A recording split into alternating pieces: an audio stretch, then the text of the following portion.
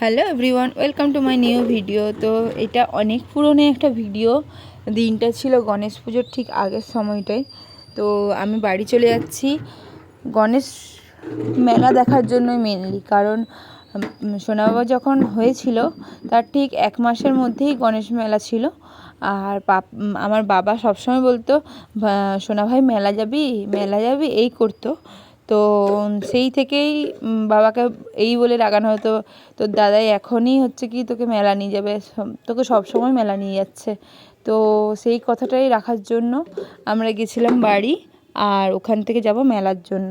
তো বাড়িতে যাওয়ার পরেই যখন রেডি হই মেলার জন্য, তখন দেখি মামা মামিমা বনু সবাই মিলে চলে এসেছে সোনা বাবার সাথে দেখা করতে। তো ওদের সাথে একটু গল্প টল্প করে আমরা একটু রাত করেই বেরিয়েছিলাম, ওই 8টা সাড়ে 8টার দিক করে বেরিয়েছিলাম। তো তোমরা কন্টিনিউ ভিডিওগুলো দেখতে থাকো, আশা করছি খুব ভালো লাগছে তোমাদের ভিডিওগুলো। পাপা এখানে একটু ম্যাগিও টেস্ট করে নিচ্ছিল মিমির কাছ থেকে। তো এই প্রথমবার খেলো, ওর হয়তো ভালোই লেগেছে, দেখো আবার চাইছে এমনি করে হাত বাড়িয়ে বাড়িয়ে। তো ওকে যেহেতু ম্যাগি ট্যাগি দেই না, তো তারপরে আমরা বেরিয়ে পড়েছিলাম।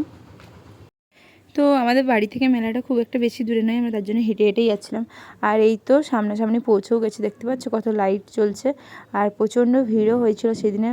তো আমরা ভেতর দিকে অতটা ঢুকিনি, বাইরে থেকেই তোমাদেরকে দেখিয়ে দিলাম। ভেতর থেকে ভিডিও করলে অনেকটাই লেট হয়ে যেত। তো আমরা ওখান থেকে দূর থেকে প্রণাম করে নিয়েছিলাম। আর সোনা বাবা মেলাতে গেলেই ওর আগে বেলুনের দিকে নজর পড়ে, কোথায় বেলুন আছে, কোথায় খেলনা আছে, কোথায় গাড়ি আছে, মানে ওকে কিনে দিতে হবে ওগুলো।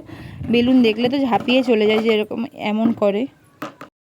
আর আমার তো চোখ পড়ে শুধু কানের দোকানে, কারণ মেলাতে অনেক ভ্যারাইটি কানের অনেক কম দামে পাওয়া যায়। তো আমার কানের প্রচুর নেশা রয়েছে, তাই মেলায় গেলে আমি কানের দোকানে ঢুকে পড়ি।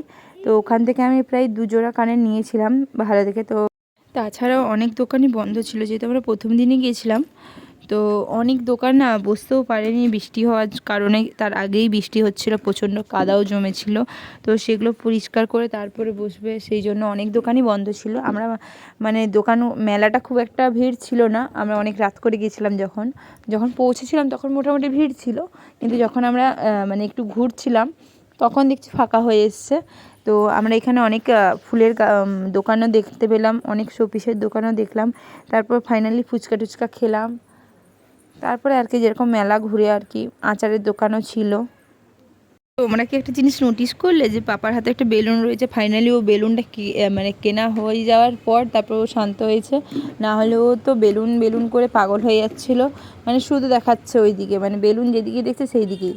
তো আমরা এখানে ভেলপুরিও খেয়েছিলাম, আর আমার মেলায় গেলে না ভেলপুরিটা একটু বেশি খেতে ইচ্ছে করে, আমার ভালো লাগে ভেলপুরিটা। কিন্তু এখন ইদানিং দেখছি কোনো মেলাতেই ভেলপুরিটা সেই রকমভাবে ভালো পাওয়া যাচ্ছে না।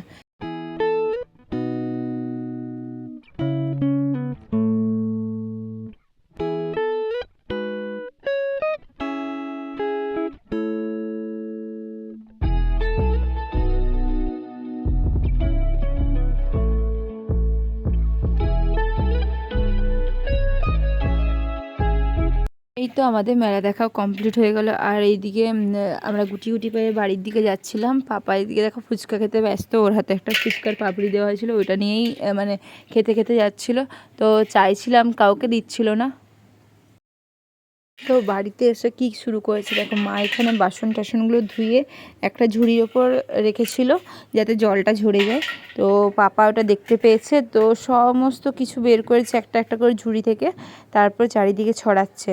ও যেহেতু গরম ছিল সেই সময় প্রচুর, তো ওর জামাটা খুলে দিয়েছিলাম যাতে একটু হাওয়া লাগে।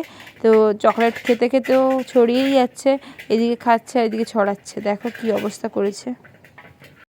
তো তোমরা ততক্ষণ পাপার দুষ্টুমি দেখতে থাকো, আর এইখানেই ভিডিওটা শেষ করছি। আবার দেখা হবে অন্য কোনো নতুন ভিডিওতে।